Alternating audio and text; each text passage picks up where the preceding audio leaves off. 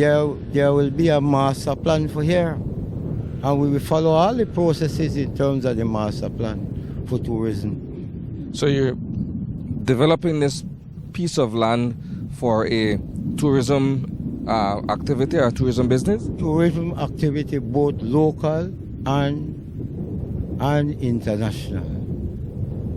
And apart from that, something we want to benefit the locals because the investors, some of my partners, and they said like they only like be like $5 to $8 for Belize and adult for coming here. You got bouncy house, water slide, everything. Children $1 or something like $1 or $2 or something like that. They know they fine tune, but that's something where and they take into consideration also too that part of the property access, you have access to the sea, which belongs to government, which we believe that people have the right to use. Like for example, this is a private property.